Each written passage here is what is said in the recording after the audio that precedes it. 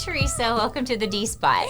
Hi, thank you so much for having me. So I consider you, I've given you the title of a kick-ass organizer. Does that feel good? Yeah, I love that. And I like to really bring the intentionality into it. That's why I named myself an intentional organizer. An intentional organizer. Yeah. Okay, so tell us, how did you become an intentional organizer, and what is an intentional organizer?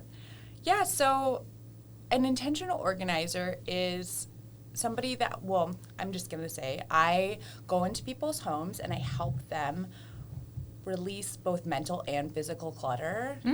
It started out very much, so I lived in a loft, and that's how I started out. So you see everything all the time. Yeah, with my own personal experience. So when I moved into this loft, I just didn't know like how to live like myself because I had no storage, no closets, nothing. And so it was really a learning experience with like how to live my day to day and like what items I was going to keep, you know, because I was like, where am I going to put everything? Yeah, because you can only have so many boxes and racks until then it starts like kind of growing on you and like overtaking you. Yeah, exactly. So one of the things that I notice a lot is couples do have disagreements about how we keep and organize our space. And it seems for whatever reason like this oil and water combination where one of us in the relationship is very much impacted by our environment and the other one is like, what box? what towel? What dish left out, right? It's an interesting combination. And so I imagine that you kind of have to take a role as a junior therapist, because if I'm the person that's overwhelmed by clutter and I see clutter and it represents what's happening in my brain, that if I'm trying to explain that to my partner and they don't see it, I may actually not believe that they don't see it. And so you've got to like come into this situation and be like neutral. You're Switzerland. Yeah. How do you handle those situations? Yeah, so most of the time I work with individuals. I should just clarify that. Okay. But I have worked with couples before, and when I am in that situation, I have a lot of personal experience. Again, it goes back to my life because I'm the one that's like organized and wants things more structured, and my partner, he's more like free-flowing and like, you know, just let it just be. It'll happen. So I definitely have kept that in mind and learned from my own relationship in terms of like being conscious of both people's perspectives and like in terms of being in a relationship and living with somebody in that aspect, looking at it from their point of view and like taking a step back and recognizing like this is their home too. And while their things might be things that this person, it irritates me that they live like this, there are also things that irritate them about the way that I live. And so like how do we come across it in a way that's positive and nurturing and like really can create a safe and loving space for both of us? How would you recommend that I convey that to my partner then, that I have a like what feels like a biological need to have there be a streamlined surface so that I can keep my mental health streamlined? Yeah, so coming across it really like with your feelings and okay, I know that you're going to be all about this, like doing the gentle startup, not just saying like... She's referring to a Gottman intervention for all of those who are not Gottman nerds like we are yet. Okay. Yeah, so approaching the conversation and asking like if this is a good time to like have the conversation, if they're open to talking about this, because that's the first step, like setting it up and setting the intention for the conversation point of view too. If you're coming across somebody and just saying like, this is what I need and this is what you're doing wrong and blah, blah, blah, like they're gonna feel like they're being attacked. Yeah. And that just starts out the conversation in like a way that's they're not receptive to even hearing you. So what you're saying, and we'll break it down in case anyone at home is taking notes, how do I do this? I need to address my partner. We start talking about how I feel, right? Versus you. There's something that instinctively happens when I say, you always leave your stuff around. You're such a slob. Right? First of all, that sounds like criticism, and that's not necessarily true from their perspective. They each have their own subjective reality, and I'm talking about how I feel so that it's gentler, right? Because there's an impact on me. When I see dishes in the sink, or I see newspapers on the coffee table, or I see your gym shorts in the corner of the bedroom floor, I have an experience about it. You're not a bad person. I'm not telling you that you're of bad character. I'm talking about how the impact to me is when I have these visual cues or I see these things that represent disrepair in my environment, right? And so then what you're sort of suggesting, which I love, thank you for like bringing us into an intervention. I didn't know we were going to do this, is like, I can't just stop there. What is it that I would like you to do differently? What am I asking? What is the gift that I'm asking of you? Because my partner's not required to pick up their socks off the floor or put the dishes in the dishwasher because I want it. I have to give them some sort of motivation. And part of it, yes, it helps me feel more peace of mind. I feel happier. I feel more content. But I recognize you don't have to do it. So could you ask for that versus demand it? And if the answer is no, you still need to ask for it because you need to learn how to ask for your needs, even if the other person's like, nope, don't see it, don't care. Yeah. That rarely happens in a good relationship. I am able to influence you, and I am able to hear from you. Maybe I can't do it right now, but I'm willing to clean up on Saturdays with you, right? There's some sort of compromise that we're hoping for. Yeah, the compromise. And I really like how you said, like, you can't force them to do anything. It's very much of the person's will. And, like, having, like, sometimes I even have multiple conversations and encourage my clients to have multiple conversations because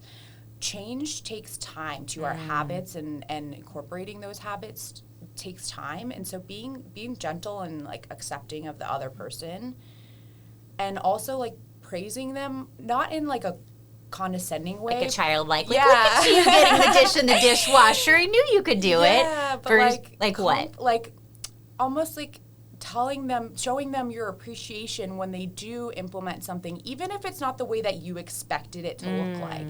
You know, if you're, say, for example, like your husband loads the dishwasher, but he doesn't do it the way that you would do it.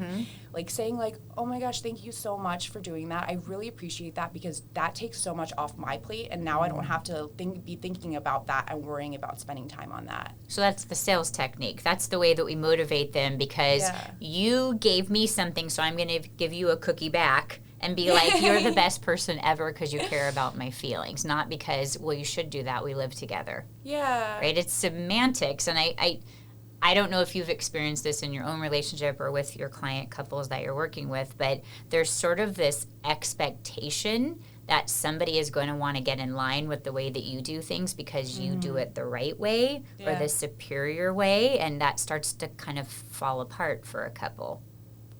Yeah, I just know that with my own experience, I tend to put a lot of expectation and pressure like on the things that I ask him for, and so after being with each other for longer and reflecting on these situations, I've recognized that that's not helpful. It just makes him not want to do it in the first place. So, because what's the win? Yeah. I have to somehow do something that isn't important to me to redeem myself in your version of my character. Yeah, exactly. And going back to like the like criticism of it, kind of like I would have done it differently this way. Like he does take it, my fiance personally takes it as like an attack on his character. Like he thinks I'm criticizing him, and like it's not about like what he's doing, it's about him. And recognizing that has been like such a huge change in our relationship, I feel like. And it's a constant thing. Like just because I'm saying like I've learned a lot and gained a lot of reflections from like working with people and also my own relationship doesn't mean like I'm just done with it. You know? Yeah. I like what you're sort of alluding to because I think the thing that is key to helping, I mean, we don't have to do these things. Again, if we want to have a better relationship, sometimes it's important to own that maybe this can feel a little neurotic to the other person, right? Yeah, that like, definitely. I find myself sort of explaining like, I get that it's not as big of a deal to you. Like, I get that maybe I'm a little over the top with it. Maybe it's just me and my personality, and yet nevertheless, as much as I'm in therapy, maybe this isn't something that's going to change right away. And would you be willing to work with me so that I have more peace around the house? Because I get that this isn't a big deal to you, and maybe it seems like I'm cuckoo for Cocoa Puffs about wanting to have all of the spoons and the knives coordinated in the right way, right? We keep talking about dishes. But I think that is sort of representational, and a lot of clients will say things like, well, it's not okay that I ask about it or complain about it because it's just dishes. It's just small things. It's not, it's just where we though. keep our keys when we come in the house. And like, yeah, it's not. Speak to that. Yeah, it's so much deeper than that. And I think that's where I've recognized as an organizer growing in this business and also studying to become a therapist, that these patterns and these attachments and these like lifestyle habits, they go deeper. They go back to childhood. They go back to like past experiences.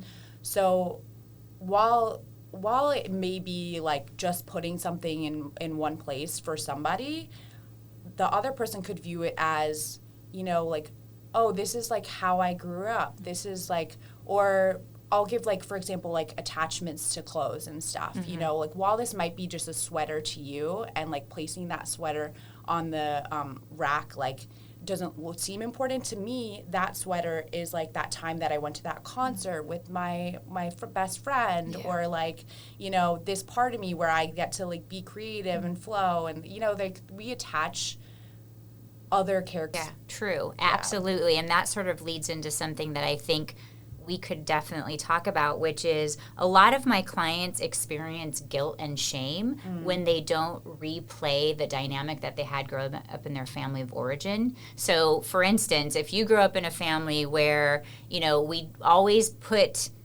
after we ate dinner, we cleaned up, we washed the dishes, we cleaned the counters, we like, you know, swept the kitchen. And so if we're in a relationship, even if it's a relationship with just ourselves, and we don't do that thing, sometimes you can't rest and go turn on Netflix because there's that internal story happening for you that like, well, mom or dad would be really mad at me right now because, and my family, we didn't do that. We didn't leave things out. We didn't go to sleep until everything was ship shape in the kitchen and it was organized. And if you don't have a partner that experiences that way, and you haven't taken the time to talk about why these expectations are such a big deal to you, or what you are experiencing psychologically from not recreating whatever you had modeled for you, that can create conflict for couples, right? Why can't you just let it go? Why can't you? You're so worried we're going to get bugs or something. What's your problem, right? Why don't you just come watch a show? Why are we always busy? We just got off work. And if you don't take the time to explain to your partner, I cannot psychologically rest until I do this thing that feels like it's my ritual, that gives me permission, which is like a weird concept, but permission to enjoy my downtime. Yeah. And to that fact, some people don't even have that awareness yet. So I think that's where going to therapy and doing different healing and wellness modalities are beneficial, because that incorporates that awareness. And if you're working on yourself, that's all you can really have control over, working on yourself and bettering yourself and how you come to the relationship and have those conversations. But you're right about the permission thing. That's that's so prevalent now. Like, we have to give ourselves permission to do these things. And it's like, well, why weren't we even just giving ourselves the opportunity to rest, or in the first place, you know? Well, again, I just was talking about this with a couple over the weekend. I think that we have these things ingrained to us from our family of origin that we're not questioning and we're not talking about. So like the couple that I had this weekend, if you grew up in a heteronormative relationship and you did all of those like gender assignments, like mom cleans the inside of the house and dad cleans the yard and that's his territory, and we grew up in a family where mom and dad did chores at the same time. Right? So if one of them was doing chores, the other had to be doing chores. There was no like you watching TV while dad was mowing the lawn, right? This came up for the couple. And it's like we had to have this conversation where the one that was used to always having to do chores at the same time had to give herself the ability to say to her partner, hey, could you tell me that I should go watch TV? And he's looking at her like, what? And she's like, because I'm going to be in my head thinking that if you're in the kitchen making dinner, even if I had a really long day and I saw 10 clients and I was like wasted, I would see you in the kitchen and I would not be able to sit down and watch YouTube. Because it's like there's some internal wiring that says, I'm letting you down, I'm not doing what our family is supposed to do. And so by you saying to me, hey, I know you've had a really rough day. Why don't you go relax and I'm going to get you some dinner? or me being able to say to a partner, I'm going to be in my head, can you tell me that it's okay that I'm not helping you in the kitchen right now, can sound really weird. Yeah. But it might be something that we need to do so that we're acknowledging that we have this internal struggle. And we're acknowledging that we have this whole narrative happening. And if we don't address it, our partner does not understand where some of our behaviors are coming from. Yeah, that's so true. I was laughing because I had that experience. My fiance, when he tells me like, it's okay, you can relax, you don't have to be cleaning then right you now. have permission. Like, okay, you're right. Yep. Yeah. So we couldn't have a conversation about organization without going into Marie Kondo. Right? Oh my So as I was preparing to talk to you, I'm like, so we got to talk about that, right? So for those of us that don't have Netflix or don't know about the magicness of tidying up, what is the concept? Why is it such a movement? Educate us. Yeah, so to be honest with you, I don't know that much about But you know she's like this big thing. So I've heard that, and I didn't watch the show. Please don't write me notes and tell me I'm missing out on something in the world, those of you listening. But so apparently you're supposed to take everything that you own, usually clothes or like items, and you pile them onto your bed. Yeah. And you're supposed to pick each of them up and see if you experience joy about it. Yeah, and there's some definitely. sort of like decision-making process where unless you have items in your home that bring you joy, that they probably shouldn't be there. I like the aspect of joy. I don't think it's the only emotion that should be applied in that situation. Or not should, I hate using that word, but that like gets to be applied in that situation. The way that I resonate with what she's saying, though, is the energetics of stuff and that feeling that you get, checking in with yourself and seeing if your body is telling you, like, yes, I want this item. Yes, I want this. Like, this is, like, bringing me so much, so many feelings of, like, supportiveness and happiness and versus your body's saying something like, ugh, like, no, like, I don't want, like, this is giving me feelings of unsafe. Yeah, like, I feel unsafe and I feel like I'm thinking about stuff from my past that doesn't feel aligned with where I am at today. So And it reminds you of it. something that is associated with a negative memory or a negative or maybe space in just life. feelings that you need to release and feel and Gotcha. memories that and stuff that need to go at that point in your life because that's not who you are anymore. So if we were talking about something that's outside of clothes, say you have a stack of love letters from an ex-boyfriend that wasn't kind to you, right? Yeah. Or you had a bad breakup, or that's a time in your life when you weren't living your life in alignment with your current character. Would that be something that you should consider, even though it seems like society is like, well, you should hold on to those reminders of your relationships and this person meant so much to you? Would that be something that you could give yourself permission? We'll return to the permission idea to let go.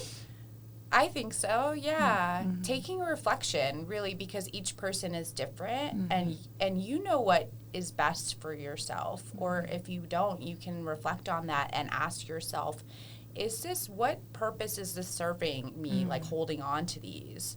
Is it that it's the fact that it's the reminder and to not put myself in a situation like that again? Or am I holding on to it because I'm not ready to let go of or forgive myself for being in that relationship or parts of myself that I was in that relationship.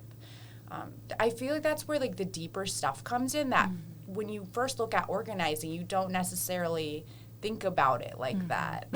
Yeah. No, we're just collecting stuff. Yeah. From your experience, why are there some of us that collect stuff and some of us are into this whole minimization? I don't have many things. What's the difference in personalities or mental health? Yeah, I'm happy you asked that because I was actually going to mention that before with I think it's about control in my opinion. Okay. There's the person, more like me, that wants to be controlling the environment. I don't want to have a lot of things around me because I get sensory overload, and that increases my anxiety and stress. Interesting. And so I want to be able to control my environment with minimal things, and that makes me feel good. And then there's a person more like my fiance, which is more free-flowing, and, he likes to have his things around, control in the sense of, I'm going to control by buying these items that make me feel safe and having them around me because then I'm more comfortable and I feel like I can be whole in a sense. So when does that go over the threshold to becoming a hoarding situation? When you find it impacting your life in a significant way, if you find that you're spending too much money, for example, your finances are in like disarray, if you have noticed your mental health, like you feel like stressed when you're in your environment. And again, it goes back to that reflection and checking in with your body too, because sometimes our mind is like, we're fine, it's fine, everything's fine. But then like when you take a second and like sit with yourself and breathe and like, actually this space is giving me a lot of overwhelm right now.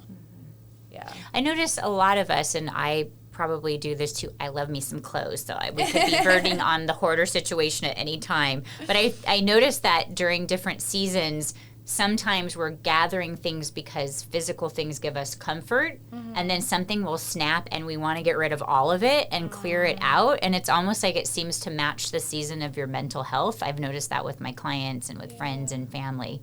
Do you see that with your clients?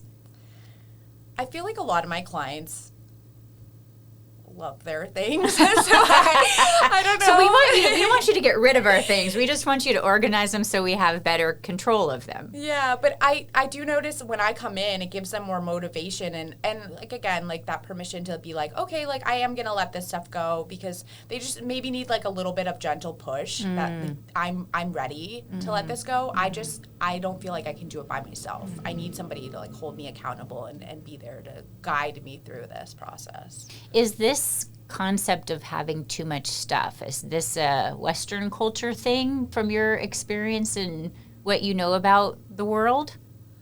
I think so. I mean, we're like, America's all about consumerism, and it just kind of drives me crazy because I feel like you can just go online and click a button and then you have something on your door the next day, and it's like that initial like dopamine hit and like, okay, yay, this is so exciting. But like then that item probably is just going to sit in your closet. You might not even use it.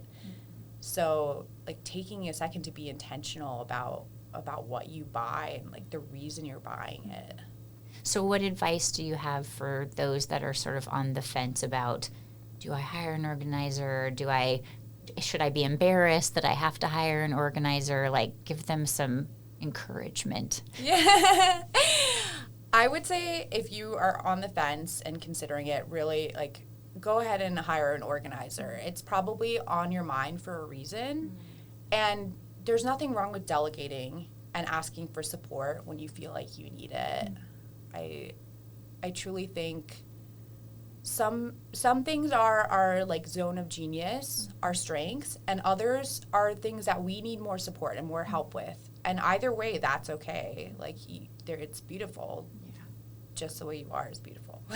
So you're shifting out of becoming or being an organizer. You're shifting into becoming a mental health advocate, and I'm so excited. You are a VIP of our practice who's now decided to take the next step into what's driving this shift from organization to mental health, because they are related, but like what's propelling you to make this shift?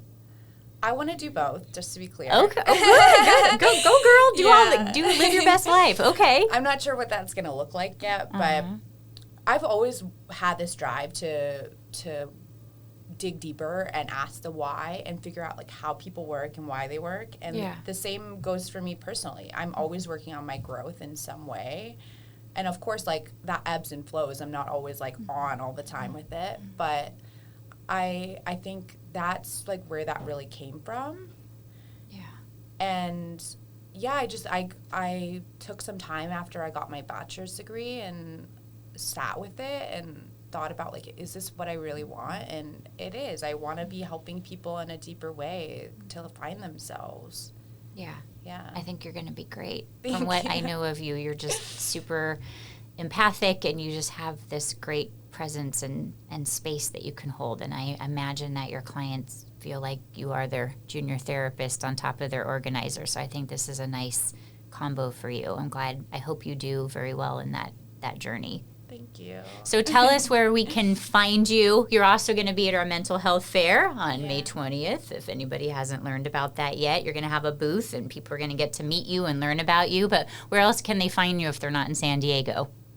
Yeah, so my Instagram is homegirl.space, and that's same with my website. And actually, my business name is Homegirl. Everybody thinks it's homegirl.space because that was what was available. But yeah, feel free to reach out, like send me a message. I love hearing people's intentions. And actually, if anybody feels called, I have a closet guide that I can send you. If you cool. reach out and let me know your like struggles with organizing, I can go ahead and send you that closet guide. And your Instagram is adorable. I particularly personally love the shoe ones because I am a bit of a shoe hoarder. So I love seeing how you approach things, and you're just great, got this great positive, it makes you want to organize, which sounds like a chore, but it's like a chore I want to do. So you're doing a good job on your Instagram. Oh, that's so good to hear. And yeah, it doesn't have to be a chore, like making it fun, you know, like playing some music. Let's clean out the closet. Listen to the D-spot while you're doing it. Well, thank you so much, Theresa. This has been great. I really appreciate you catching some time to come visit us. Yeah, thank you. Thanks for tuning into the D-Spot. Find me, Dr. Dana McNeil, and my guests on social media using the links down below. Subscribe for new episodes weekly and leave a comment letting us know how and if you can relate or what topics you'd like us to cover next. See you next time, and don't forget, going to therapy is cool.